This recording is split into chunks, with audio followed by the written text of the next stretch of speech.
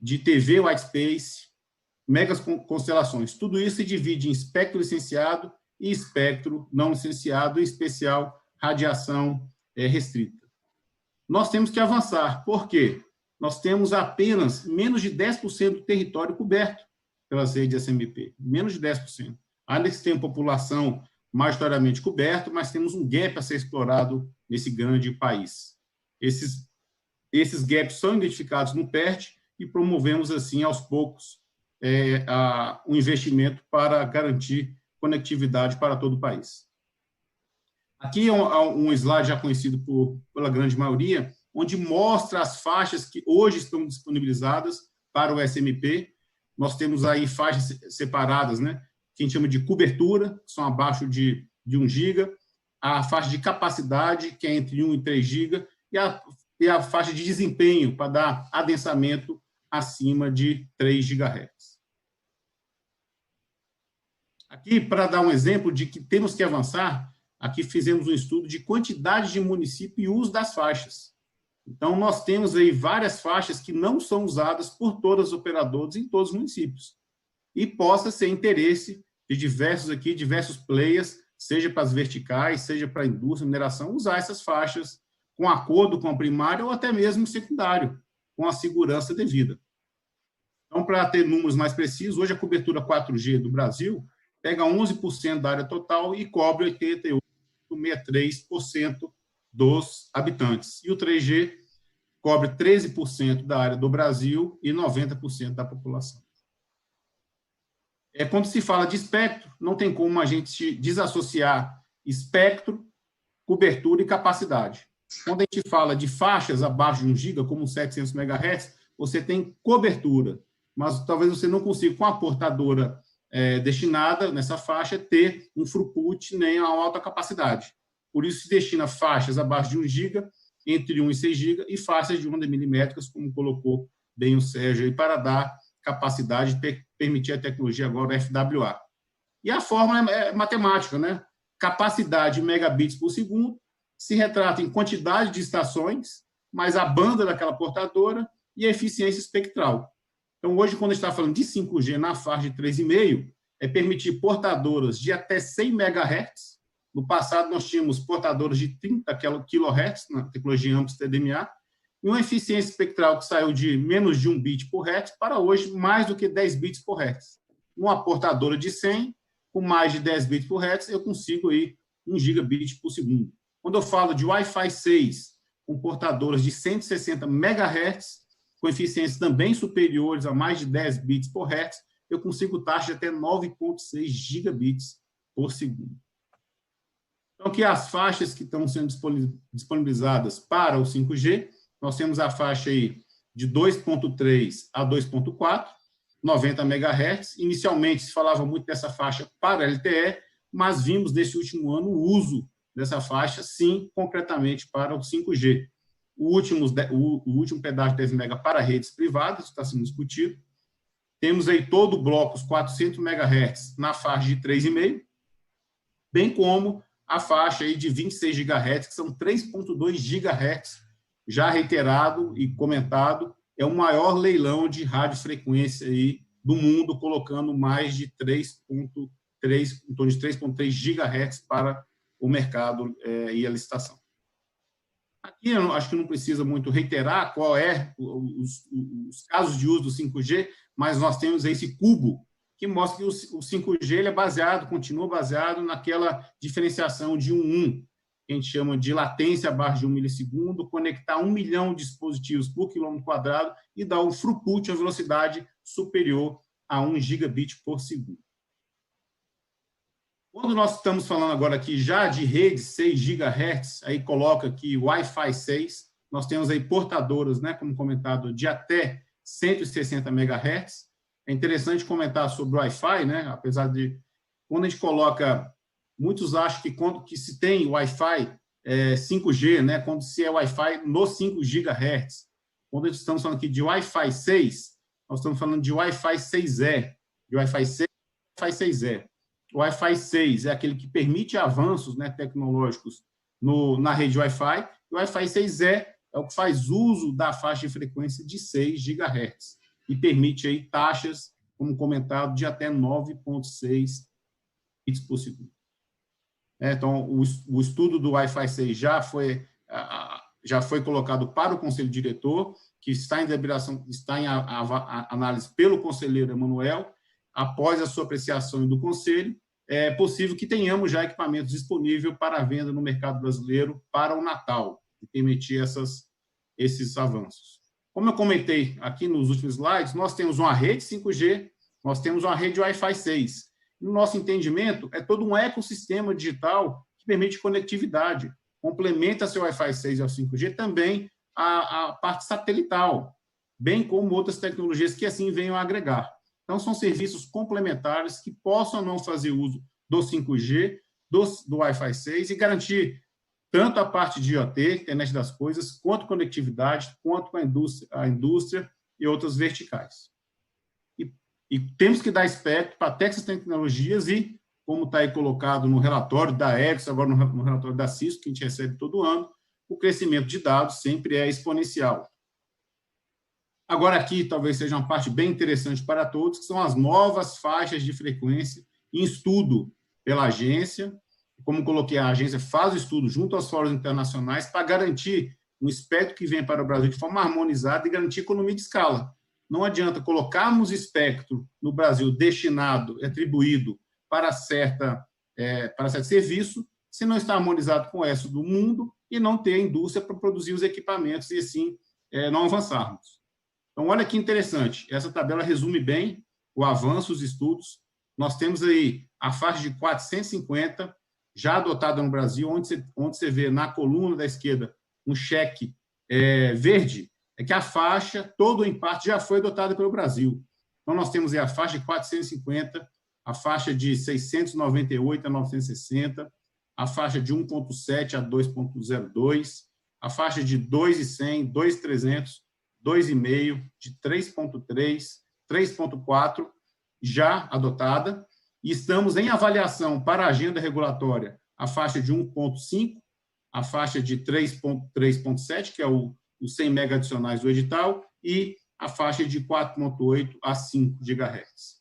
Isso foi o que foi tratado em outubro de 2019, pré a WRC, e na WRC outras faixas em discussão, né, onde na legenda lê-se aí a leitura amarela, a internalização dessas faixas a serem avaliadas para futuras revisões do PDFF.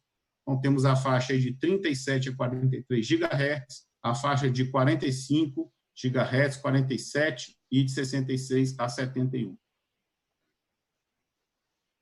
Então, sim, estamos avançando, estamos destinando novo espectro para ser usado por MT e já partindo para novas tecnologias, temos aí, e está como também relevância para esse painel, é o ITS, que é o Intelligent Transport System, algo que alguns países já adotam há alguns anos e o país começou a adotar, onde nós temos a parte de veículos autônomos, né, e com uso de radares. Então, duas aplicações principais: radar de previsão de colisão veicular, então pega aí a faixa de 76 a 81 GHz, sistema para comunicação de dados entre veículos e entre veículos e infraestrutura rodoviária na faixa de 5.8 a 5.9 e 57 a 64 GHz. Recentemente, fizemos a alteração do ato 14.448, onde aprovou os requisitos técnicos para avaliação da conformidade de equipamentos de radiocomunicação de radiação restrita. Foi criados os requisitos de sistema de comunicação veicular, operando na faixa de 5.8 a 5.9 GB. Mantém a possibilidade de uso de sistema de radar veicular em aplicações fixas na faixa de 57 a 64. Então, se a manufatura, importação e instalação de radares veiculares que operem na faixa de 22 a 29 e 46.7 e 46.9 começam a ser vedadas a partir de janeiro de 22, uma vez que a gente vê e identificou, como foi apresentado nos slides anteriores, a identificação para o IMT. Não se aplica aos sistemas de radares de veículo de faixa estreita ou narrowband, operação na faixa de 24 a 24.25 GHz. E já era possível o uso de radares de prevenção de colisão veicular na faixa de 76 a 77 GHz. Nessa alteração, foram revisados os requisitos e a faixa foi aumentada para 76 e 81 GHz. Também é oportuno, muito discutido, o espectro ocioso, ou white space. Discutiu-se muito TV white space, mas como colocado e ilustrado, eu acho que o conceito tem que se mudar. Espaços ociosos, buracos do espectro. Não apenas o TV white space, que sabemos que é padronizado, você tem uma portadora de 6 MHz, eu consigo facilmente colocar alguns equipamentos. Mas, como foi mostrado, tem várias outras partes do espectro que não são utilizadas e poderia, sim, o selo por várias aplicações. Então, foi apresentada a proposta de regulamentação para a utilização do espectro ocioso na forma dinâmica na faixa de OHF e VHF, foi o item 28 da agenda. Tivemos a consulta pública número 48 de 2020, foi realizada agora em junho e finalizada em agosto. As contribuições estão em análise pela Aratec. A proposta prevê que as características de operação, os requisitos da base de dados de atualização sejam definidas por ato de requisitos técnicos. Quando eu coloco aqui, isso vai ser um desafio muito grande, não só no que diz respeito à TV, a white space, mas a outros aspectos. Você tem uma base de dados que possa ser consultada pelo equipamento e colocar uma portadora no ar, seja na faixa de HF, seja por equipamentos que usam stand power, usam AFC, Automatic Fixed Control, para permitir o outdoor do 6 GB, bem como células, small cells, femtocélulas que precisam de uma base de dados para ter equipamentos menos onerosos e permitir o uso mais dinâmico do espectro. Então, precisamos de ter uma organização de uma base de dados mais robusta para permitir não só o white space, mas as outras tecnologias. Fala-se muito agora de redes limitadas privadas, novas verticais, redes para IoT. Então, estamos trabalhando, temos várias faixas destinadas. Temos a faixa de 250 MHz, que foi destinada aí na resolução 555 de 2010. Apesar de não ser uma faixa 3GPP, há equipamentos LTE homologados, né, no Brasil. A faixa de 2.3, os últimos 10 MHz, como foi comentado. A faixa de 2.485 a 2.495 é a banda 53 do 3GPP, que permite aí o uso de 10 MHz em TDD. Temos aí a faixa aí de 26 GHz, permitindo 400 MHz para uso preferencial pelo SLP. Então, vejam bem, nós temos uma gama de espectros sendo disponível, mas assim, o que o mercado quer? Qual desses blocos que o mercado de fato quer? Para corrermos atrás de uma padronização e harmonização? O que a indústria já está oferecendo para corrermos aqui, fazer a certificação e dar o selo Anatel e colocar esse produto? Então, o setor sinalizando melhor para a gente que de verticais vão vir, o que de IoT vai vir, para avançarmos também internamente, é benéfico. Então, convoco e provoco o setor a ser mais claro, para corrermos atrás de padronização e fazer economia de escala de escopo. Mais faixas aí preferenciais para o LP que estão em avaliação. A faixa de 410 MHz, que é a banda 87 do 3GPP, dando blocos de 5+5 em FDD. Temos aí a faixa de 1.5 GHz, que poderá ser usada, inclusive, para fazer suplemento do SMP.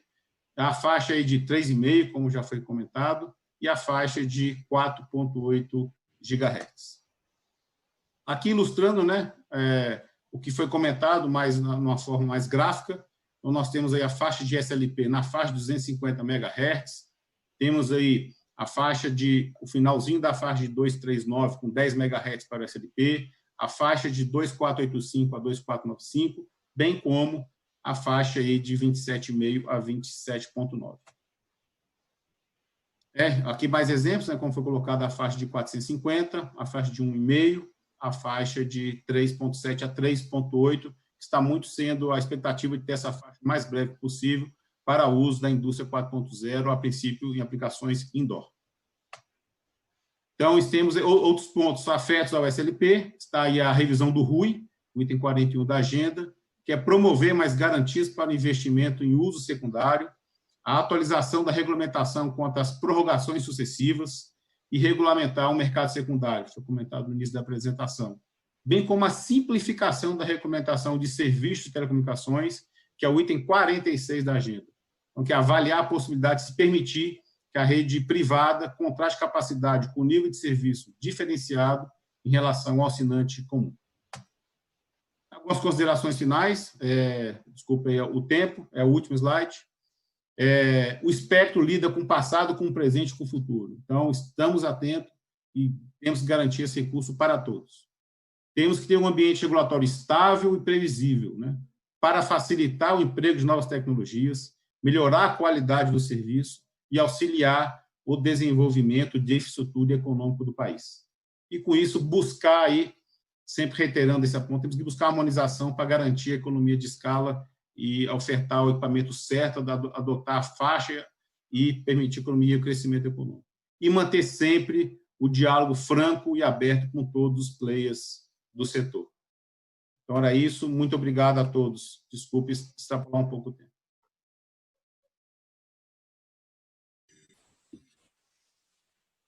Tivemos um problema aqui.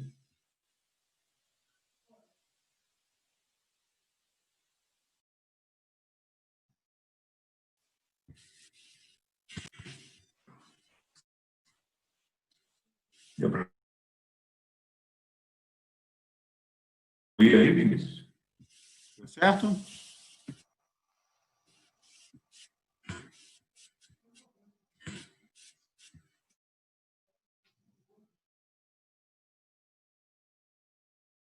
Essenciais defendem uma reforma que leve em conta que uma sociedade mais conectada vai gerar Sérgio, mais pode desenvolvimento e qualidade de vida para os brasileiros.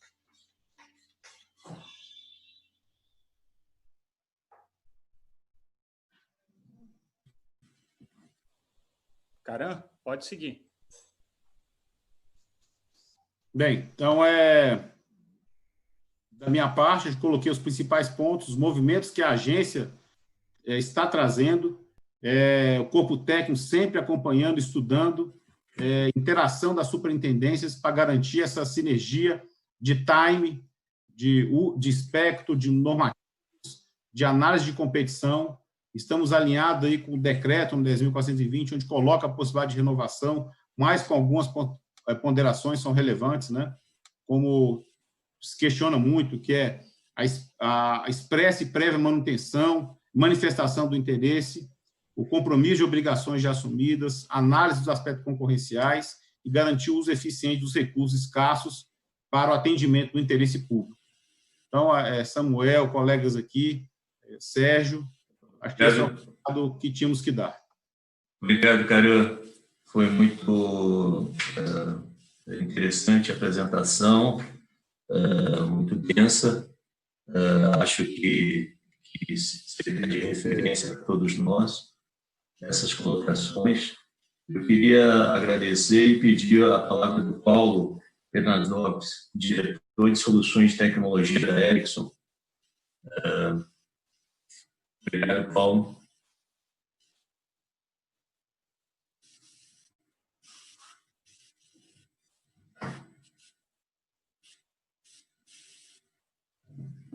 Alô, está sem áudio.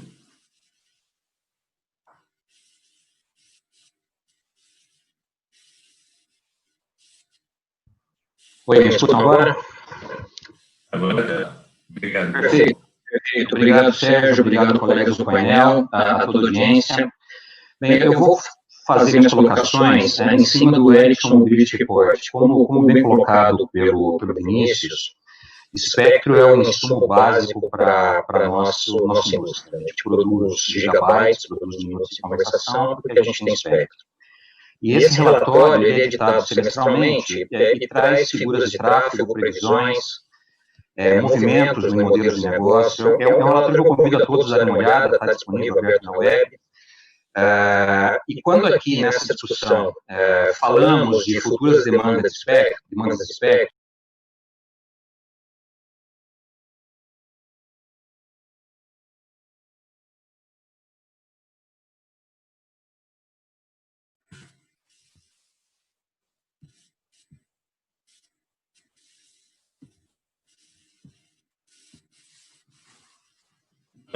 Estamos com um problema aqui na transmissão. Você está me ouvindo, Paulo?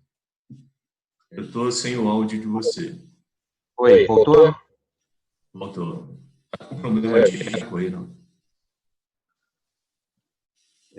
Perfeito. Agora vocês me escutam? Estou escutando. Obrigado. Perfeito. Eu trouxe aqui algumas previsões com relação ao crescimento de tráfego, e tráfego é o que vai determinar a necessidade de espectro futuro, né?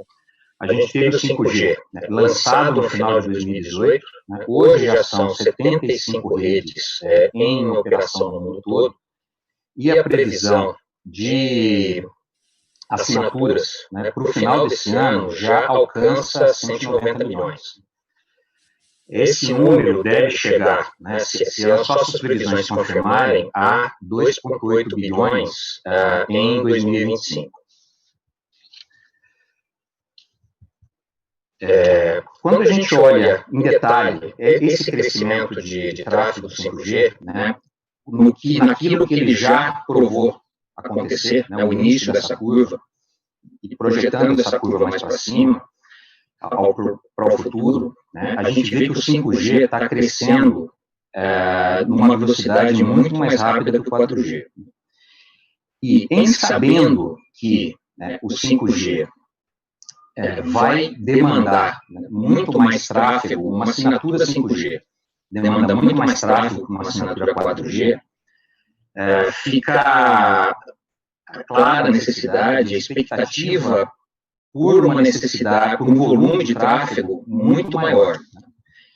E isso a gente pode ver, né, aqui nesse gráfico. Então, a gente extrapolou, né, nesse relatório o crescimento de assinaturas, aquilo que já se consolidou, projetado para o futuro, com aquilo que os assinantes 5G demonstram consumir. Né? E nós vemos que, em 2025, o 5G vai escoar praticamente metade de todo o tráfego, tanto quanto o 2G, o 3G e o 4G estarão escoando naquele momento. Então, esse crescimento de tráfego, ele é substancial. Isso, naturalmente, nos traz a preocupação, né, de como lidar com esse tráfego. Nesse momento, né, nós temos a licitação do 5G chegando ano que vem, então teremos aí, né, uma quantidade de espectro boa, né, em 3,5, né, e também em ondas milimétricas, né. Entretanto, né, existe aí uma preocupação, né, de quanto, né, principalmente na faixa de 3,5, que são frequências médias, esse espectro vai ser capaz, né, de escoar todo esse tráfego 5G, né, daqui a alguns anos.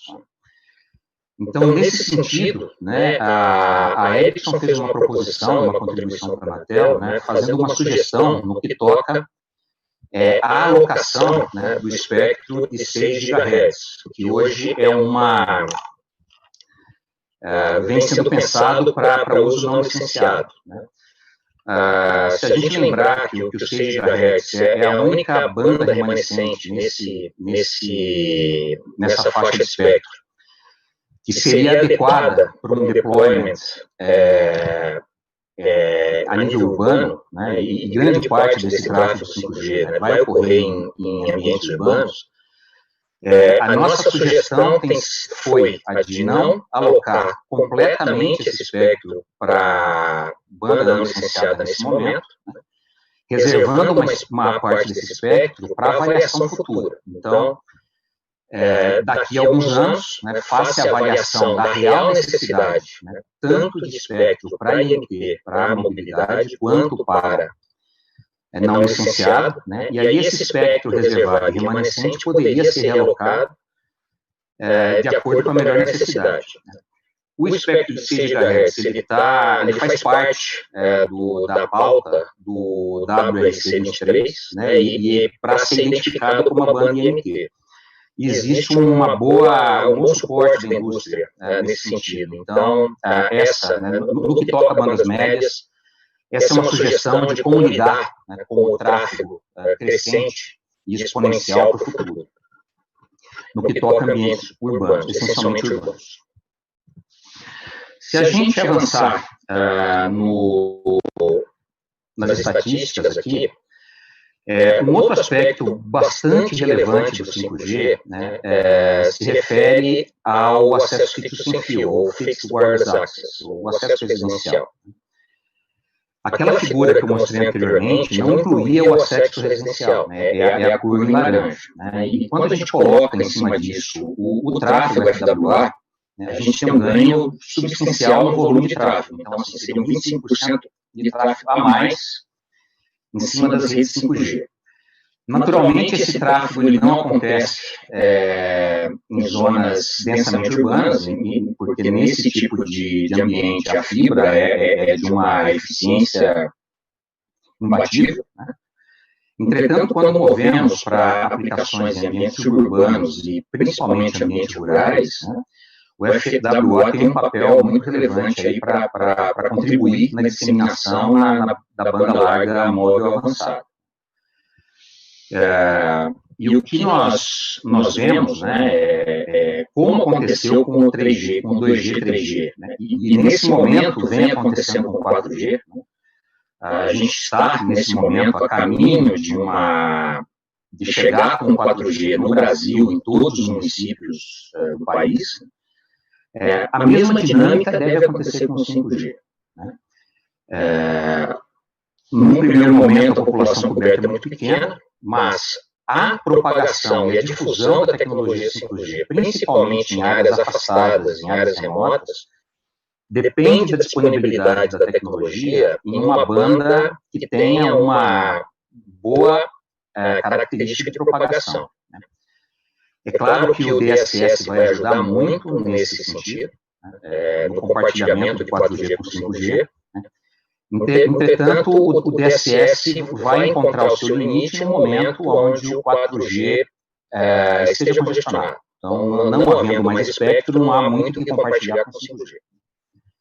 Então, nesse sentido, né, como contribuição feita na consulta pública de White Space, a nossa sugestão é incorporar, né, além dos serviços ali listados, também o serviço móvel pessoal, né, para a utilização na banda de 600 MHz. E essa é uma faixa que já vem sendo utilizada em outros mercados, como nos Estados Unidos, por exemplo. A T-Mobile fez um deployment nacional em cima dessa faixa. Então, é uma faixa onde a gente não vai ter dificuldade em conseguir um ecossistema robusto e uma quantidade significativa de terminais em economia de escala. E além do atendimento, né, dessas comunidades rurais, né, existe todo o movimento em busca do atendimento do setor do agribusiness. Né? Então, que vai depender muito de uma tecnologia OT, com características que consiga lidar desde mensagens pequenas, de baixa complexidade, até volumes de megabits por segundo para comunicação com colheitadeiras e semeadoras. Então, nós entendemos que utilizar os 600 MHz para esse fim, né, com a possibilidade de ser alocada para uso de MT, traria um grande benefício para a difusão da conectividade nas áreas remotas do país. Para concluir, né, as três mensagens principais, né, o 5G se difunde de uma maneira muito rápida, muito mais rápida que o 4G, né, e seguramente vamos precisar de mais espectro nesse sentido. Esse crescimento vai ser muito grande, né, esperamos em 5 anos que esse tráfego total seja multiplicado por 4. Né, e o uso para regiões remotas, né, justifica, né, o pleito, né, de alocação de mais uma banda baixa para a utilização de espectros de NT. Sérgio, com isso eu concluo minha apresentação e te devolvo a palavra.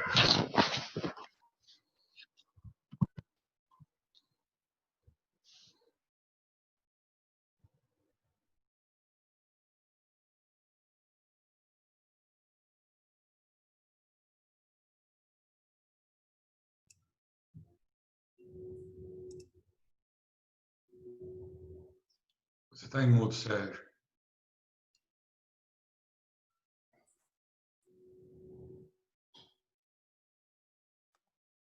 Oi, Sérgio. Sérgio, seu microfone.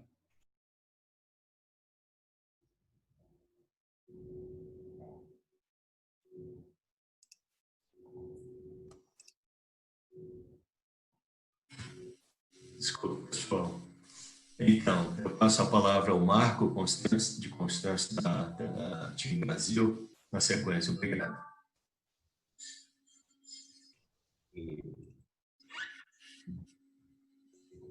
Alô? Bom dia, amigos, colegas. Espero que esteja escutando bem, que tudo passe bem com você nesse período de afastamento social no qual ainda estamos.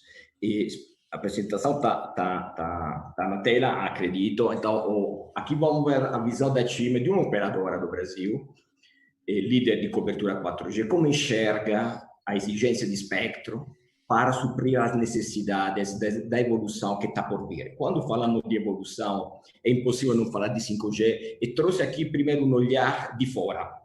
É bom se deparar com fora, não para copiar, não para que seja emulado algum comportamento, alguma abordagem, mas para ter alguma lição aprendida. Tem quase 100 redes comerciais no mundo, em 40 países. Isso 97 operadores é previsto ainda no final de 2020, que chegue a 140 operadoras com rede comercial já operando comercialmente. Então, é uma fase de lançamento de 5G, é um momento de lançamento de 5G muito forte no mundo. Mas, além de lançamento, quero dar um encapié em um tema de adoção e difusão, porque lançar uma rede não propiciando uma larga adoção, uma ampla difusão do serviço, não gera uma mudança transformativa que a gente quer ter. Então, adoção e difusão, além de lançamento, são fatores essenciais. O que está acontecendo na Coreia pouco mais de um ano depois do lançamento, ocorreu em abril do ano passado, então um ano e pouco mais. O que aconteceu na China? Lançou em novembro, dezembro do ano passado, 6 meses depois. Na Coreia, 30% do tráfego já é 5G, é a parte verde escura. Esse tráfego é impulsionado per un uso intenso di AR/VR, realidade aumentada e realidade virtual. 80% dos clientes 5G da Coreia utiliza esse tipo de serviço, de interação, de experiência imersiva. Isso está impulsionando o uso per capita do 5G para 24, até um pouco mais, gigabyte mês, que é mais de 2 vezes o uso do 4G, que já na Coreia é bastante intensivo, está na faixa de 10 gigabyte mês. E o trend de crescimento, dá para ver na curva verde, é bem maior que o 4G. Na China, o que acontece? Os dados não são tão capilares e tão profundos assim, mas já celebraram 50 milhões de clientes na China, com a previsão de passar de 200 milhões ainda este ano. Então, falando também, o Paulo também comentou dado de crescimento, então, é lançar, aderir à tecnologia e difundir a tecnologia. Só assim teremos um movimento transformativo. Qual é a lição? O que aconteceu em todos esses países? Um leilão de espectro. E quais são as lições aprendidas nesse leilão de espectro? Resumi aí abaixo 4 pontos. Primeiro, è evidente, notorio, che la banda 3.5 GHz si configura come una core band mondiale. È un'allocação mundial de espectro que, como o Vinícius bem colocou, propicia economia de escala. Economia de escala significa escala e sinergia de custo em termos de rede e terminais. Duas partes são importantes, tanto economia de escala no mundo das redes, para deployar e ativar a rede de hoje, como de terminais. Outras lições aprendidas. É importante não somente focar em uma banda, aí coloquei algum dado da banda 3.5, mas é importantíssimo não ficar limitado a uma única banda, porque ter um buquê diferencial de banda e uma amplitude de espectro alocado no leilão é essencial para garantir o pleno aproveitamento do potencial dessa tecnologia. Então, precisa ter diversidade de bandas e uma amplitude de espectro adequada. Essa é outra lição aprendida. Terceira lição aprendida. Olhando ali para a direita, reportei até alguma estatística de custo por megahertz per população por GDP, por PIB. O custo varia, o custo das bandas varia muito em função da banda otorgada. tipicamente essendo un custo menor para las bandas más altas, milimétrica, un custo mayor para las bandas mediana, tipo 3.5. Eso es un fatto registrado. Le LOIs arrecadatorios o con reglas que induciendo una simetría muito puxada na fase di licitação progressiva o di relance, determinano un aumento esorbitante do custo do spettro. Faço um caso muito próximo à minha realidade, que é o caso da Itália. Então, o mecanismo de leilão estabelecido na Itália, com as regras colocadas, gerou realmente uma escalation do processo licitatório, levando a valores a custo, mas che va a custo di spettro realmente além do que era previsto.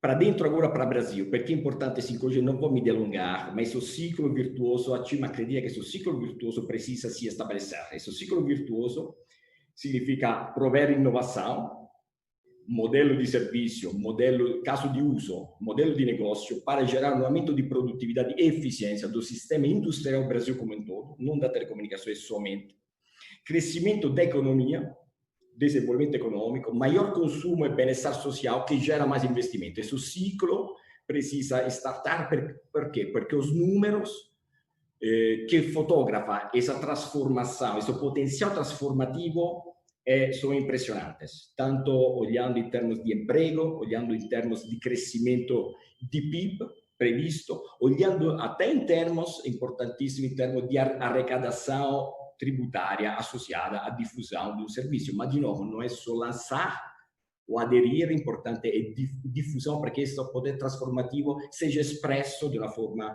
mais adequada. Dito isso, quais consideramos como time os fatores-chave de sucesso para a 5G no Brasil?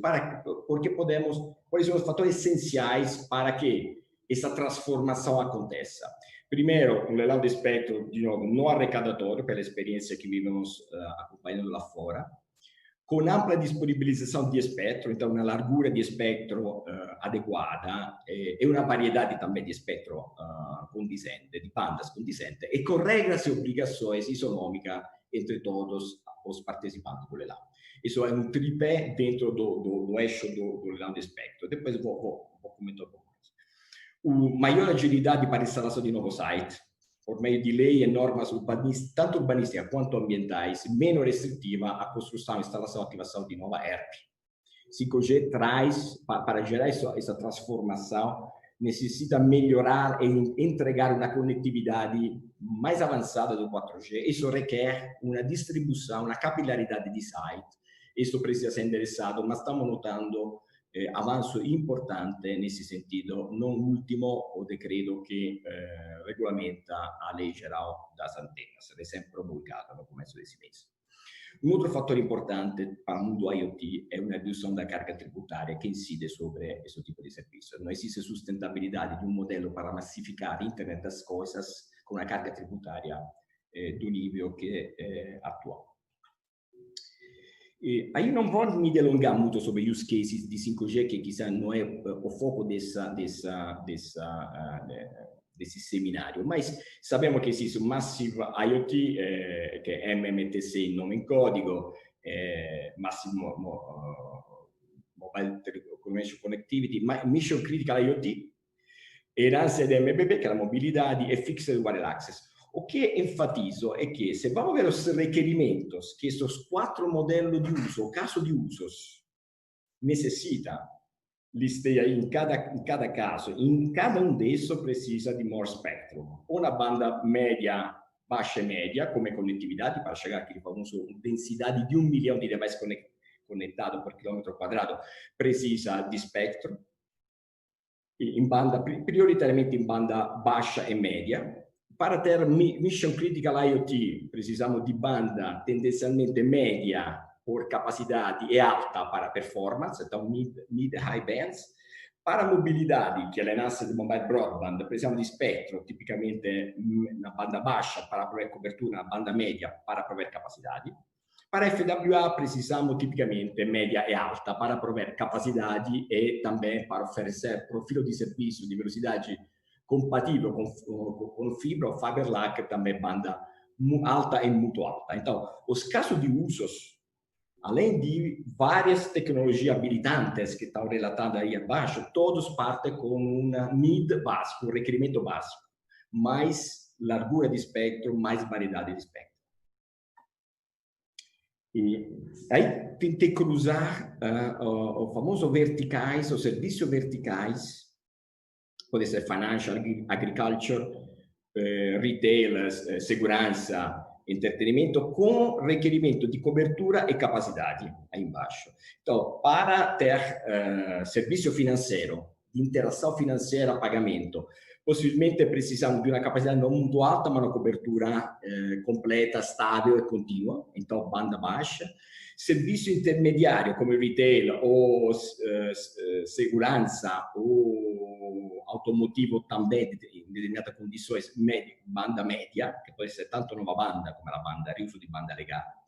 E serviço, come l'altro estremo, di fixed wireless access, che sono molto intensivi in uso di banda, di megahertz, então requer banda alta.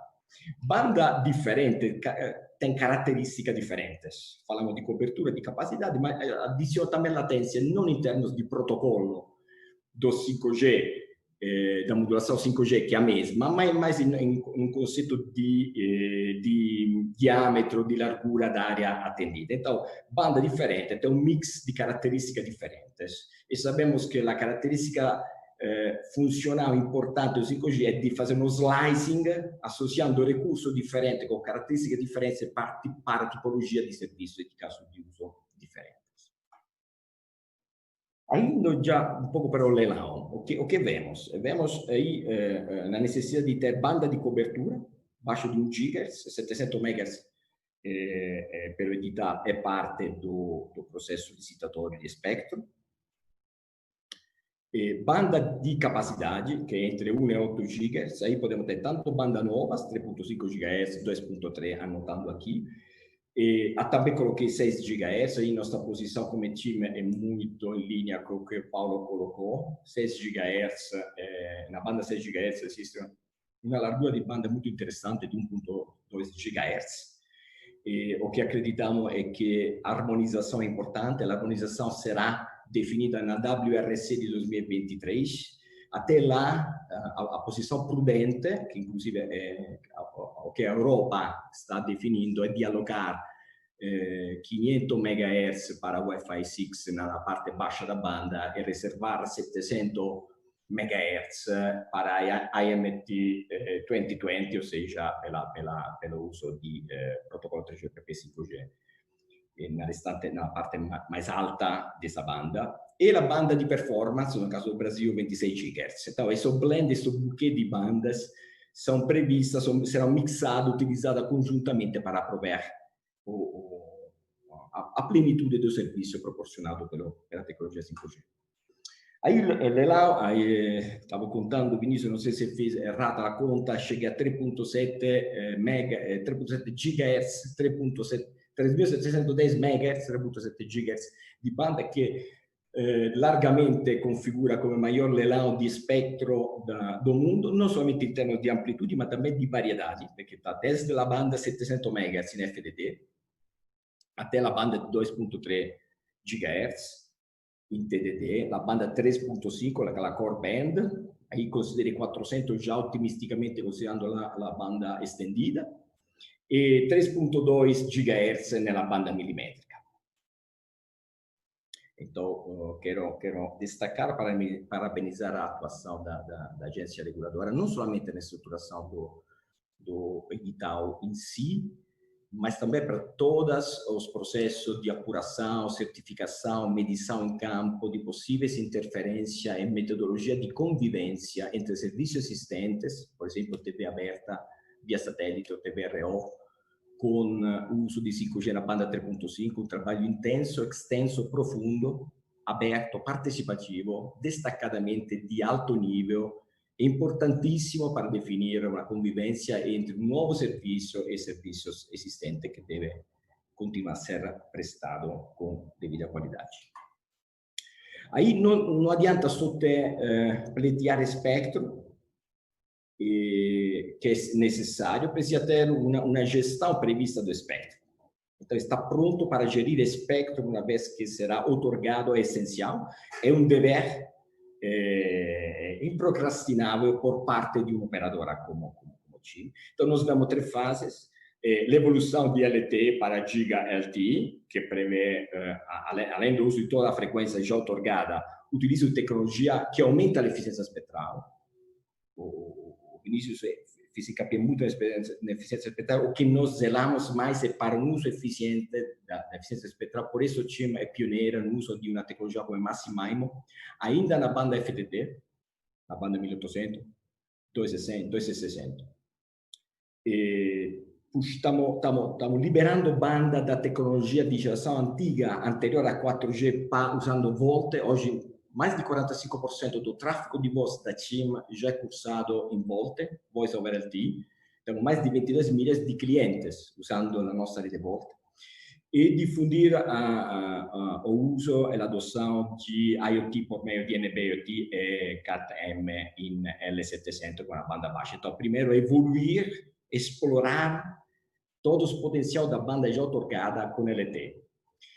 Segundo step, introdução do 5G. E aí estamos a uma feature muito importante, é DSS, Dynamic Spectrum Sharing, para uso da mesma banda já otorgadas em uma modalidade dinâmica, flexível, como se fosse um refarming em tempo real e flexível, alavancando DLA, que é Downlink Aggregation, para poder entregar uma velocidade de downlink que agregue várias bandas, com 5G arquitetura non standalone, usando dual connectivity, che è questa funzionalità che propicia l'uso in una connettività dupla entre NR, che è New Radio 5G, e LTE 4G. Então, essa é a fase de introduction, ainda sem ter otorgada nova banda. Muitos serviços já podem ser explorados, 5G-like, já pode ser explorado com as bandas existentes. Mas é notório que o que chamamos 5G Full Potential só acontecerá realmente com um novo espectro, utilizando de novo tecnologia Massive MIMO, já em TDD, evoluindo de uma 5G não standalone para uma 5G standalone, e com carrier aggregation em 5G. Então, essa é nossa estratégia de gestão, de introdução de 5G e de gestão do espectro. E qual é o compromisso da TIM com todo esse percurso? Já desde 2001, meados do ano passado, realizamos 3 pilotos live de 5G em 3 cidades importantes, como Florianópolis, Santa Rita e Sapucaí, Campina Grande, com associação com entes acadêmicos de destaque, em Ateu, em Santa Rita, Universidade Federal de Campina Grande, na Paraíba, e Universidade Federal de Santa Catarina, em Florianópolis. E propiciamos experiência para nossos clientes em 5G, em loja da TIM, várias lojas da TIM, e uma experiência única, diria, de uma casa conectada, onde tivemos uma variedade realmente de casos de uso, desde robótica, segurança, telemetria, telemedicina. In outro caso, realmente ilustradores de como nossa vida pode mudar com uma adoção de 5G. Esse ano estamos com uma previsão iminente de ativar 3 POC, estamos chamando de Service POC, Proof of Concept de serviço, em 3 cidades, Beto Gonçalves, em Rio Grande do Sul, Itajubá, Minas, Três Lagoas, em Mato Grosso do Sul. O propósito não é somente testar tecnologia ou funcionalidades para ligar DSS, não precisa de nenhuma expertise, todos os vendors praticamente têm essas funcionalidades que um pouco antes e um pouco depois. O nosso propósito não é ativar DSS, nosso propósito é mostrar que existe uma real possibilidade de ofertar um novo modelo de serviço, como FWA, Fixed Wireless Access, com um novo paradigma de serviço, para um serviço que seja zero touch, no sentido que é self-provisioning, o CPE, o device, o modem do cliente, se auto-instala, se autoconfigura, no sentido que se autoconfigura, é o cliente que instala, se autoconfigura. Self-healing, em caso de problema, autosoluciona il suo problema, 80% del suo problema deve essere autosolucionado, e self-caring con un applicativo que guia o cliente em todas as fases de vida do serviço, desde a aquisição, instalação, em caso que porventura passe a experimentar algum tipo de problema. Então, isso é o propósito da TIM. O takeaway final, poder transformativo do 5G só é alavancado pela difusão. Não adianta ter lançamento e adoção, que são etapas anteriores, mas sem difusão, o seu poder transformativo não acontece, ou acontece de modo parcializado. Fattore-chave de sucesso é um leilão de espectro para a nova banda, instalação mais ágil de novo site e redução de carga tributária. E, por último, precisa estar preparado, ou seja, predispor a própria infraestrutura para ser 5G ready, ter uma estratégia de gestão de espectro prontas e também estrear, testar novos casos de usos e novo modelo de negócio que o 5G irá impulsionar. Obrigado, esse é tudo. Obrigado, Marco de Constância, diretor de engenharia da TIM Brasil. Eu gostaria de passar para o Giuseppe da Cisco, diretor de Relações Governamentais da Cisco. Por favor. Obrigado, Sérgio. Muito obrigado. Deixa eu só ver se vocês conseguem capturar minha tela. Ok. Vocês conseguem ver, não? Estamos vendo. Ótimo. Então, bom dia a todos. É um prazer estar com vocês, meus colegas de painel, aos telespectadores que estão acompanhando esse painel super interessante. Eu vou começar fazendo um comentário sobre o que o Caran colocou logo no começo, sobre quais são as atribuições da Anatel, e que, de certo modo, responde à pergunta ao que o espectro deve se servir, né? O espectro deve servir sempre primeiro à cobertura, né? Até a melhor cobertura, serviços confiáveis, disponíveis, para que todos os brasileiros tenham acesso sem importar onde eles vivem, onde eles trabalham. Segunda grande função do espectro é garantir a qualidade, para que as redes, os serviços tenham uma alta qualidade, permitam grande velocidade, para que o brasileiro possa fazer o que quer, na hora que quer, quando precisa. E, por fim, ele deve servir a questão de preços, para a inserção desse brasileiro nesse ecossistema. E, portanto, preço condizente de um lado, mas também com uma amplitude de escolha de serviço. O que isso quer dizer? Para atingir esses objetivos, é fundamental a disponibilidade de espectro em sua amplitude, banda baixa, banda média, banda alta, licenciados, não licenciados. Já se falou muito aqui do licenciado, vou fazer comentários bem rápidos. A Anatel está fazendo um trabalho espetacular no 3,5. Esse é um espectro extremamente importante. O 5G vai ser realmente um game changer para o Brasil. Ele é fundamental para inserir o Brasil no ecossistema econômico mundial, alavancar uma série de use cases. O 3,5 vai ser realmente uma ferramenta fundamental para isso. Vai acontecer em paralelo também, depois entrando em outros espectros já alocados, como 700, 2.3. E fiquei muito feliz, cara, de ver essa projeção de ter 3.2 GHz, ali de 24.3 a 27.5, passa também a ser uma proposta muito interessante, né?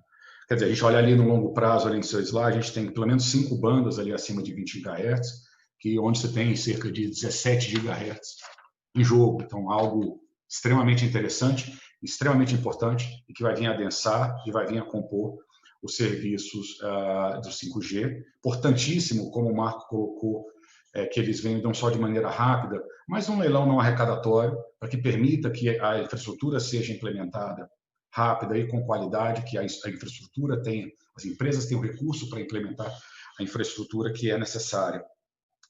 Quando a gente fala de banda média, eu acho que é fundamental nós acompanharmos o que está acontecendo ao redor do mundo, né?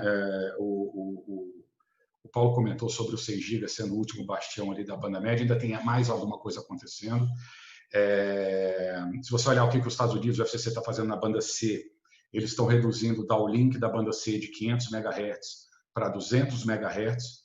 Já existe tecnologia para isso. Isso vai gerar uma banda de cerca de 280 MHz, extremamente interessante, bem ali no meio da banda, ainda garantindo mais 20 MHz de banda de guarda. Então, é uma alternativa que tem que ser vista com cuidado e com carinho, médio prazo, mas acho que é algo bem interessante de ser acompanhado.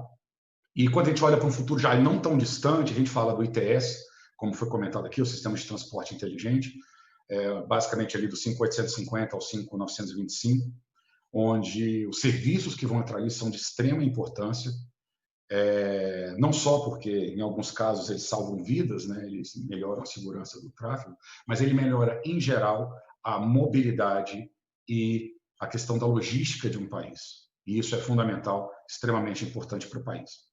Falando aí do espectro não licenciado, e aí tem uma certa paixão sobre o assunto, eu acho que a maior prioridade é realmente a alocação, sem sombra de dúvida, a alocação integral dos 1.200 MHz para o 6 GB, para o uso não licenciado. Tá?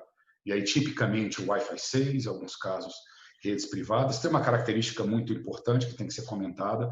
Essa alocação, assim como já foi feita nos Estados Unidos e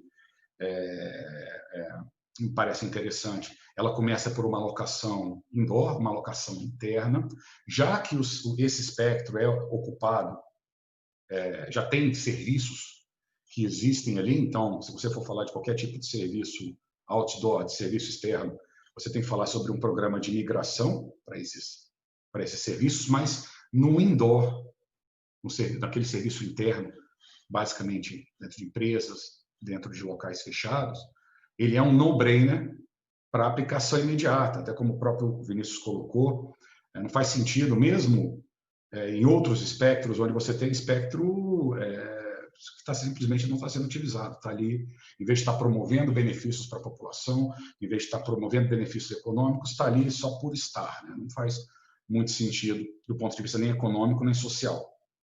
Então, ele seria de aplicação absolutamente imediata, traria um benefício social e econômico para o país enorme. Nós temos acompanhado, inclusive, o crescimento vertiginoso que o Wi-Fi teve durante a pandemia. Eu vou comentar daqui a pouco um pouquinho sobre os use cases dele, mas ele foi absolutamente fundamental para a conectividade de grande parte da população. Quando a gente olha para frente, então, de espectro futuro, ao entrar esses 1.200 MHz aí para o 6 GB, a gente está permitindo, como o Karen comentou, canalização de 160 MHz, que não vai dar as velocidades altíssimas, acima de 9 gigabits por segundo, mas principalmente, tá? Ele permite uma série de outros serviços. Primeiro, uma integração, a gente não está falando aqui em momento nenhum de 5G ou Wi-Fi 6. É 5G e Wi-Fi 6.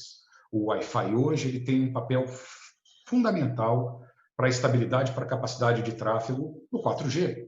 Quando a gente for para o do 3G, quando a gente for para o 5G, a composição com o Wi-Fi, no caso o Wi-Fi 6E, vai ser igualmente importante, igualmente interessante, igualmente fundamental, porque muitos use cases vão precisar e necessitar esse offload de rede. Vou falar um pouquinho sobre isso agora em um segundo. Estão falando bem rapidamente aqui no slide que eu estou mostrando. Hoje, se você olha aquilo que já é fixo, mas sai via Wi-Fi, e aquilo que é naturalmente saindo de dispositivos Wi-Fi, nós já temos praticamente metade do tráfego.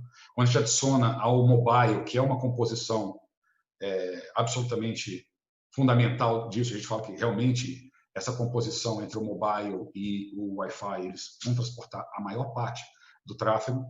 Hoje, o que a gente vê no mundo são, e o Caran colocou essa estatística ali no começo, junto com o relatório meu e da Ericsson, 59% de todo o tráfego, ele já, até 2022, ali, ele já será offloaded por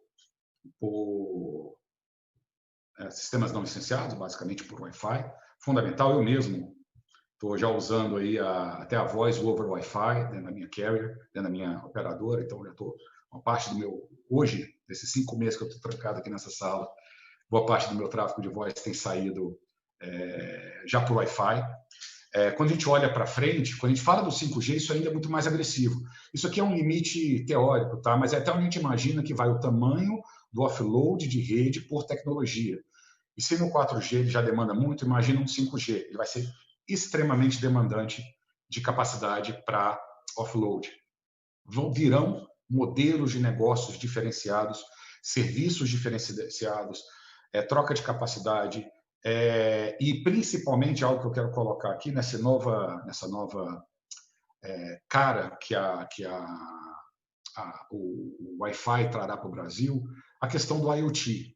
Porque em muitas aplicações, não todas, para muitas aplicações o 5G vai ser fundamental, onde você exige mobilidade, onde você exige conectividade outdoor, mas para muitas aplicações, tipicamente indoor, estacionárias, o Wi-Fi oferece uma questão de custo por bit, de custo de serviço ainda significativamente mais barato, portanto, democratizando e acelerando a implementação de serviços, também trazendo a implementação de serviços novos, tá? Como, por exemplo, dentro do Very Low Power, implementação de serviços como de realidade virtual, várias empresas estão trabalhando nisso, colaboração, que é isso que a gente está fazendo aqui agora, os aplicativos de colaboração, a gente poder trabalhar o Anywhere Office, a ultradefinição de telas, mas, em geral, em ambiente corporativo e industrial confinado, aplicações industriais extremamente importantes.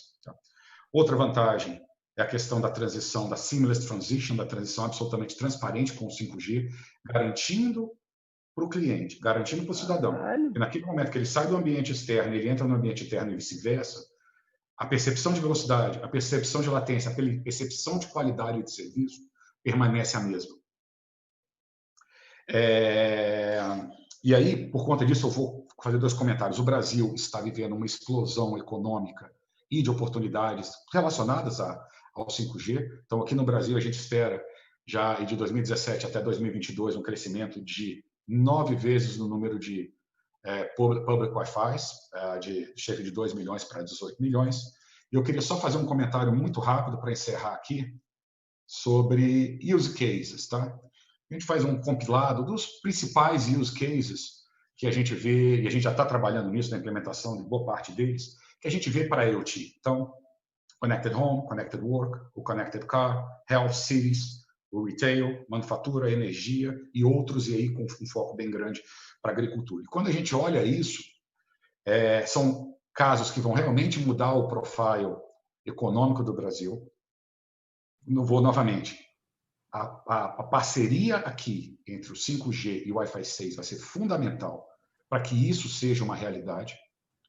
E quando a gente olha como que esses dispositivos estão espalhados em termos de quantitativo, a gente acaba vendo que as aplicações de Connected Home, Connected Work e Connected Health, elas acabam dominando o número quantitativo de dispositivos. E são aplicações que são predominantemente, não exclusivamente, mas predominantemente estacionárias indoor.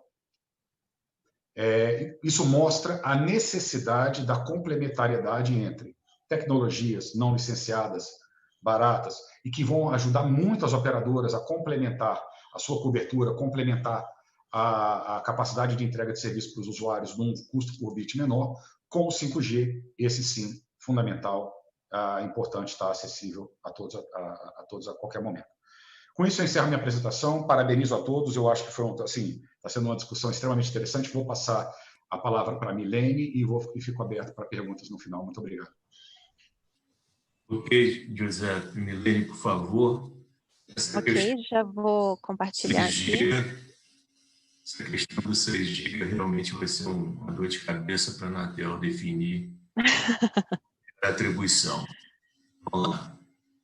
Bom, vamos lá, pessoal. Eu fico muito feliz de estar aqui novamente no painel Telebrasil, principalmente num painel tão relevante, né, quanto a demanda futura de espectro. Não há dúvida que a percepção da importância da conectividade teve um amplo alcance nesses últimos meses. Então, e sem espectro a gente não tem conectividade, então essa discussão aqui ela é muito importante, as informações que estão vindo dessa discussão, elas são muito relevantes para o tema. Tá? Então, rapidamente sobre a Qualcomm. Então, o que a gente faz? A gente transforma o mundo através da conexão e da comunicação, né? A gente passou os últimos 30 anos evoluindo na comunicação, na conexão entre pessoas, e o que está vindo agora é a conexão do mundo dessas pessoas, através da expansão para outras verticais, né? E as tecnologias que a gente desenvolve, elas têm o seu uso, né, a sua aplicação tanto em espectro licenciado quanto não licenciado e inclusive compartilhado. A evolução da tecnologia permite o melhor uso dessas configurações, tá? Bom, então, como que a Qualcomm faz isso? Ela começa um investimento na pesquisa em desenvolvimento cerca de 10 anos antes de uma tecnologia ser comercializada. Então, antes de até ter uma padronização, a Qualcomm já está fazendo investimentos na inovação em determinada tecnologia. Então, depois, quando passa para a parte de padronização, acaba colaborando com a indústria, já trazendo uma certa segurança, confiabilidade na tecnologia, e depois da padronização, aí já parte para a colaboração visando a comercialização e o alcance da tecnologia aos usuários e clientes. Tá, então, até agora, são acumulados mais de 61 bilhões de dólares em pesquisa e desenvolvimento, tendo mais de 140 mil patentes ou applications e mais de 300 contratos de licença, né, licenciamento das nossas tecnologias.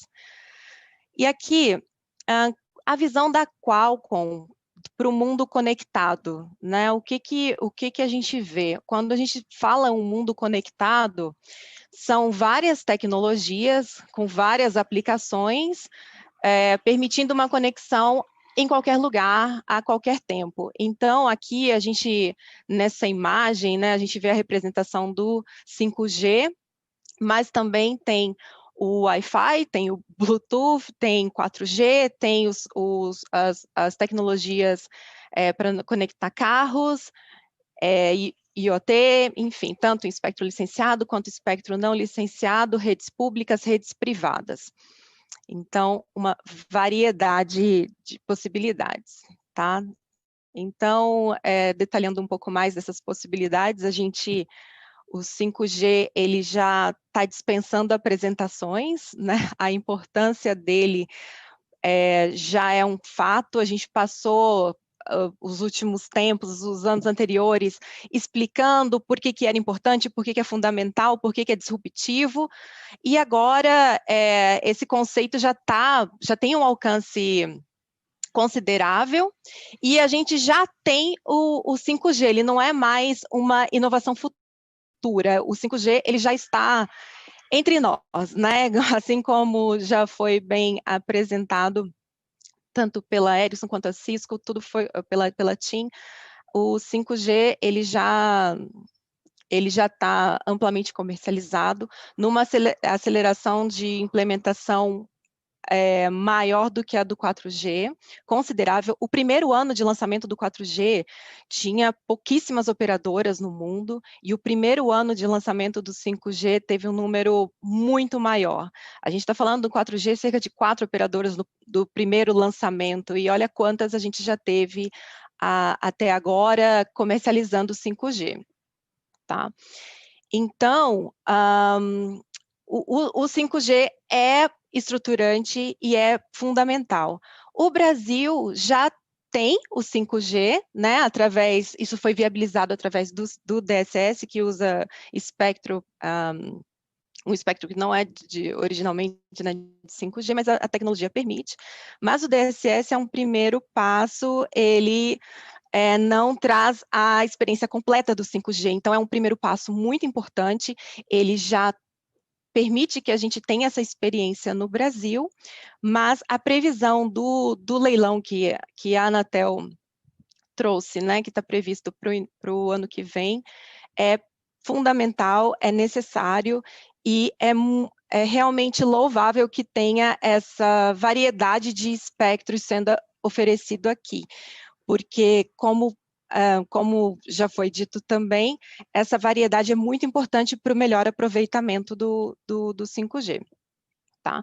Então, a gente já tem, passando aqui, o espectro para 5G, tanto o DSS, que é essa primeira fase, o 3,5 e o millimeter wave, já vão trazer bastante coisa, sendo que o millimeter wave é o que vai trazer a maior capacidade, com a menor latência. Então, essa variedade trazida pela Anatel é realmente relevante. Por isso que é tão importante que sejam endereçados os problemas para que o leilão aconteça, para que ele não tenha maiores atrasos. A solução a ser implementada para mitigar os problemas com o 3,5 que estão em discussão agora, tem que ser considerada uma solução que permita, de fato, resolver o problema, tá? A Qualcomm, inclusive, defende que deve considerar já o uso de mais espectro, já avaliando essa necessidade que foi muito bem explicada aqui, de maior capacidade necessária em sub-6, considerar a possibilidade de ir até 4.2 no futuro que não é tão distante assim. Então, essa solução pode afetar a viabilidade de ter mais espectro sub-6, tá? E uma parte que foi muito bom também, que a Anatel apresentou, foi sobre o espectro em 3,5, de 3.7 a 3.8, e em ondas milimétricas, que inclusive já está até identificado para redes privadas. Isso, porque redes privadas já existem, mas agora a gente tem os casos de uso com redes privadas 5G, então esse espectro vai fazer muita diferença no mundo. Isso já é uma realidade e a Anatel não está atrás nessa decisão, o que é muito bom. Tá?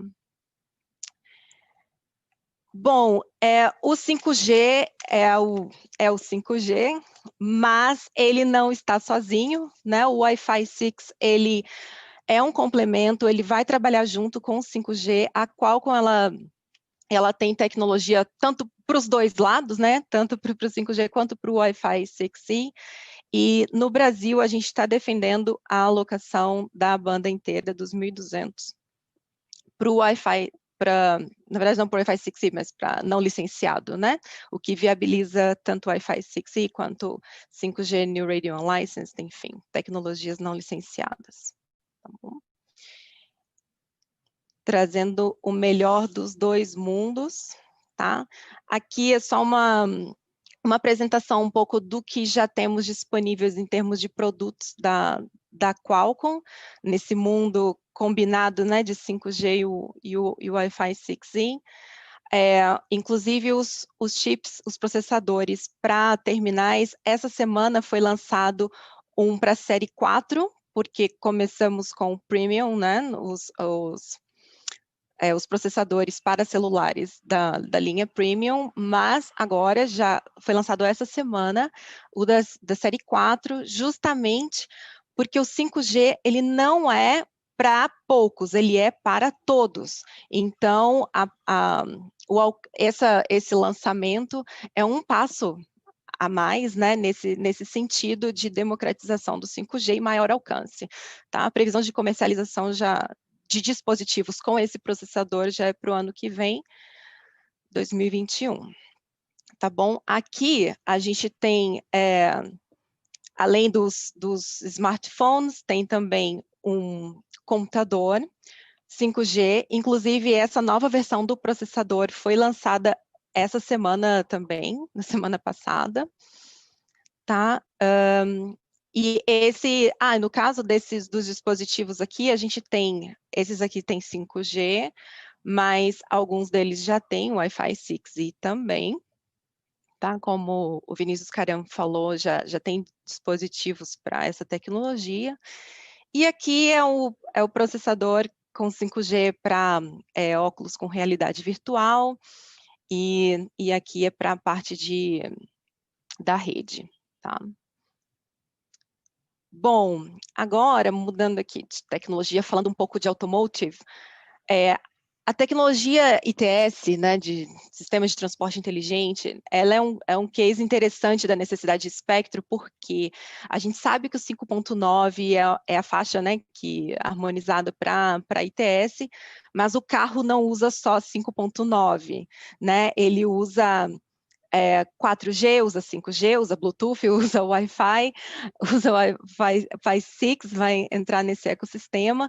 Então, quando a gente fala em espectro e fala em variedade de espectro, o impacto disso é muito grande, porque você está definindo o que pode ser disponibilizado em determinada vertical, conforme as tecnologias que você viabiliza pela disponibilização do espectro. Tá? Em relação a espectro para automotive, essa decisão que a Anatel publicou na semana passada, né, da alocação dos 70 MHz em 5.9 para ITS, é muito relevante para essa tecnologia no Brasil. Essa é a melhor configuração, é a que permite o uso da tecnologia no seu melhor estado, né, da melhor forma, sem limitação do que pode ser implementado. Então, realmente foi uma decisão muito, muito boa para a vertical de automotive. Okay? Agora, IoT, o IoT, ele é muito mais amplo, né, do que, às vezes, ele passa a impressão, às vezes, que ele está restrito a um parquímetro, a uma câmera, a um medidor, mas, como a gente viu nas apresentações de hoje, o IoT ele é muito mais amplo do que isso, então também representa uma tecnologia que usufrui muito da variedade de espectro disponível. Então, quando a gente fala em disponibilidade de ondas milimétricas, a gente está beneficiando o mercado de IoT. Quando a gente fala de sub-6, a gente está beneficiando o mercado de IoT. E quando fala de sub-1, 1 GHz nas bandas baixas, também está beneficiando o mercado de IoT. Tá? Porque não é, você tem o Industrial IoT, tem Smart Cities, tem o Connected Home, enfim, os use cases de IoT, eles são muito variados, tá? Aqui no canto eu coloquei só o modem da Qualcomm, que suporta Narrowband IoT Cat-M1, com uma ampla variedade de bandas suportadas nesse modem, incluindo 450 e outras que o Karan apresentou. Muito interessante. E, bom, já indo para o final aqui, considerando tudo que foi visto no painel, tudo que foi visto na minha apresentação, na apresentação aqui da Qualcomm, conectividade é essencial para as diversas indústrias. E espectro é essencial para a conectividade. Tá? Então, só para reforçar algumas mensagens principais, né, para realmente as políticas de espectro, as decisões relacionadas a espectro no Brasil viabilizarem o melhor dos mundos em termos de conectividade. Então, só queria destacar aqui a importância a relevância da participação da Anatel. A Anatel é muito ativa nos fóruns internacionais, ela realmente ajuda a dar forma nas definições tanto da região 2 aqui nas Américas, né, na CITEL, como também nas discussões na UIT, e isso é muito benéfico para o Brasil em termos de harmonização de espectro. O aumento contínuo da quantidade de dados trafegados no Brasil, como ficou claro com números aqui nas apresentações anteriores, não pode ser desconsiderado. Então, as decisões de alocação têm que antecipar esse tipo de problema. Então, às vezes, uma alocação, ela resolve um problema de curto prazo, mas tem que ser avaliado se isso atende às necessidades num prazo um pouco maior, para não ser necessário um refarming ou alguma coisa para ajustar espectro quando chega a necessidade. E tem muitos estudos, muitas prospecções que permitem ter uma ideia bem precisa dessa necessidade, da certeza dessa necessidade num prazo não tão distante. Outro ponto a sempre ser considerado é a questão da evolução tecnológica. No caso do ITS, por exemplo, a evolução tecnológica do CV2X, no caso, que é a tecnologia que a Qualcomm desenvolve, já mostrou a necessidade de determinada quantidade de espectro, e isso impactou em quanto que deveria ser alocado na faixa de 5.9. Nas ondas milimétricas também, antes era uma faixa que não era pensada, né, para o uso em tecnologias móveis, e hoje ela é uma faixa fundamental. Os desafios que ela apresentava foram contornados por evolução de tecnologia, então isso tem que estar sempre sendo levado em conta nas decisões em relação ao espectro do país.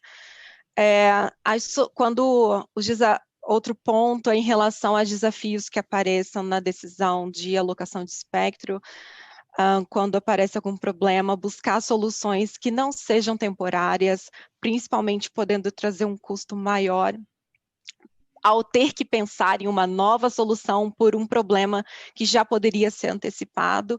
A nossa preocupação nesse ponto aqui é em relação com a faixa de 3,5, a necessidade de espectro nessa faixa, a mitigação de interferência. Então, para a solução, considerar uma solução mais definitiva. Em relação à alocação de espectro, quanto antes, melhor.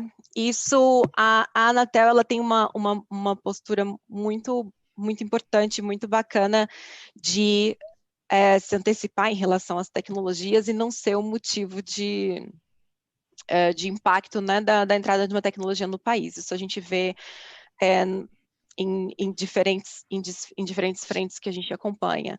Então, é relevante que as agendas de alocação de espectro sejam realmente qualquer risco de atraso que seja mitigado para reduzir qualquer impacto no atraso, porque tendo espectro e tendo dispositivo, a sociedade já pode usufruir dos benefícios da tecnologia, assim que as operadoras possam implementar suas redes. Outro aspecto muito importante é em relação aos custos da alocação de espectro. Isso pode impactar com muita força e até inviabilizar um investimento que a operadora estivesse considerando, né, para determinada faixa de espectro. Então, essa é uma preocupação, é um risco, e então a gente defende que sejam avaliados formas alternativas de pagamento, focado no objetivo de aumentar os investimentos, e aumentar a cobertura e aumentar os benefícios, né? E, por fim, sobre as ondas milimétricas, para reforçar a mensagem do impacto que elas têm em relação à experimentação da tecnologia 5G. O millimeter wave, ele traz uma altíssima capacidade, é mais alta que sub-6, né? Uma baixíssima latência. Então, ele vai viabilizar casos de uso que às vezes que não estão sendo nem imaginados. E essa banda, como bem apresentou a TIM, ela costuma ter um custo menor, né, quando comparado com ela é muito importante, ela já costuma ter um custo menor nos leilões, mas a gente tem visto também alocações administrativas que adquire o 3,5, leva millimeter wave junto, esse tipo de decisão, esse tipo de incentivo para que tenha implementações em redes, em ondas milimétricas, é muito relevante, muito importante para o melhor aproveitamento da capacidade do que o 5G pode oferecer. E para encerrar, eu quero agradecer, né, as apresentações. Eu acho que a discussão está sendo muito rica, muito produtiva, e a Anatel ela tem conduzido desde das discussões, né, nos fóruns internacionais até aqui no acompanhamento no Brasil das necessidades de espectro de uma forma muito interessante para o país, permitindo a ampla participação, antecipando necessidades, e é muito importante que isso continue com esse foco, tá bom? Obrigada. Obrigado, Milene. Foi muito proveitosa a sua apresentação. Nós já excedemos o tempo, né, em mais de 15 minutos, e vamos ter um tempo só para uma pergunta, tá? Que eu queria colocar, do Manuel. Na verdade, são duas, porque ele fala em quais são as prioridades da Anatel para a regulamentação do espectro, tá? E também, rapidamente, a questão do uso secundário, tá?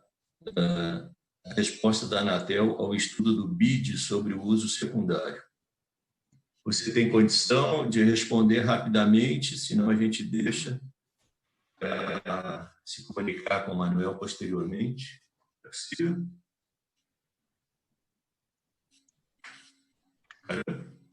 Está com o microfone fechado.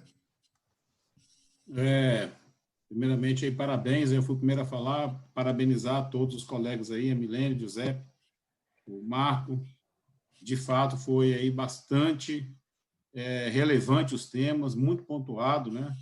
A questão das outras aplicações, o uso do Wi-Fi, o uso das faixas aí, milimétricas, e a relevância, aí, o tema disponibilidade e conectividade de todo o ecossistema com qualidade e disponibilidade. Bem, seja em relação à prioridade da agência em relação à regulamentação, então nós temos uma pauta, né, ativa e muito célere para disponibilizar o espectro, assim como vimos aí quando surgiu a necessidade de revisitar os atos para permitir que as prestadoras pudessem fazer o uso 5G na faixa legada, a gente o fez rapidamente, tanto que o DSS está ativo. Então, a gente tem esse foco e a lupa para atender aí a demanda. Então, estamos agora vendo outras faixas do espectro, como foi comentado. A outra pergunta, Sérgio, foi em relação O BID, é uma dúvida. Em relação ao uso sobre o uso secundário de espectro. Secundário de espectro. Bem, então, a gente está num projeto grande, né, sobre a revisão do RUI. Então, assim, o BID trouxe, né, a visão dele em relação ao panorama do que cabe ao uso do mercado secundário do espectro, bem como o uso secundário do espectro. Então, isso está na revisão do RUI. Então, temos aqui o item 5 da análise de impacto regulatório do RUI, acesso ao espectro e mercado secundário. Então, temos um modelo atual de acesso ao espectro em caráter primário, baseado somente na autorização do uso pelo regulador mediante procedimento administrativo. Então, a gente está numa linha de poder, de fato, flexibilizar e garantir o mercado secundário, bem como o item 6 do AIR, do RUI, que é autorização em caráter secundário, visto que muitos não têm um receio de fazer investimentos quando se fala a palavra secundária. Vou te dar o espectro em caráter secundário. Então, a gente tem que tentar quebrar um pouco esse paradigma, e tem N aplicações onde as próprias operadoras fazem uso em caráter secundário, como rádio enlaces e outros, sem nenhum problema. Então, a gente quer reforçar na revisão do RUI, assim como foi apresentado pelo BID, essas preocupações e demandas. Eu queria agradecer as outras perguntas que chegaram, mas, infelizmente, a gente já não tem mais tempo. E, especialmente, agradecer aos palestrantes pela pelo conteúdo que trouxeram, pelas posições mesmo que antagônicas sobre alguns aspectos. É muito efetiva essa participação, eu agradeço demais isso. Tá? Queria dizer que a diversidade de bandas que hoje a Anatel tem oferecido é importante e foi constatado aqui pelos palestrantes dessa relevância, né? Certamente o uso do 6 GHz é o filé mignon, vamos dizer assim, do futuro imediato, né? E, portanto, vai dar muita conversa. Na sequência, tem os 10 GHz, que tem 500 MHz ali disponíveis, que vão ser tratados certamente na próxima Conferência Mundial, e que deve trazer também o interesse de todos, né? E assim sucessivamente, quer dizer, cada vez mais é importante você ter a componente de rádio, né, na comunicação, e fica cada dia mais relevante isso à medida que você tem um incremento na digitalização da comunicação, né, que se verifica. Tá? Eu queria agradecer a todos a efetiva participação, tá? E que a gente se encontre em outra oportunidade para continuar nossa conversa, que ela é muito produtiva, né? Convenhamos, né? Então, boa tarde a todos, boa tarde ao público que nos assistiu. Agradeço a todos pela compreensão de ter cedido, exceto o tempo aqui previsto, mas a próxima oportunidade, na próxima sessão aí do Tele Brasil, que a gente vai estar participando. Boa tarde, então, até logo. Tchau, Obrigado, tchau. saúde a todos. Obrigado. Mais um dia. Diversas novas mensagens, notícias inéditas no café da manhã, e-mail confirmando reunião antes de sair de casa com a discografia do mundo no bolso. O smartphone chama o transporte, faz as compras da semana, paga as contas e transfere dinheiro. Entre uma coisa e outra, faz rápida chamada com a família distante. No escritório, os trabalhos e tarefas são nos computadores, em redes internas e externas, conectados a qualquer e a todos os lugares ao mesmo tempo. Não existem grandes distâncias. Robôs podem ser as mãos precisas de cirurgiões que operam de forma remota. Indústrias automatizadas são controladas com segurança a quilômetros de distância. E no campo, o agronegócio é um grande exemplo de produtividade associada ao desenvolvimento das telecomunicações. Mais um dia. Diversas novas mensagens, notícias inéditas no café da manhã, e-mail confirmando reunião antes de sair de casa com a discografia do mundo no bolso. O smartphone chama o transporte, faz as compras da semana, paga as contas e transfere dinheiro. Entre uma coisa e outra, faz rápida chamada com a família distante. No escritório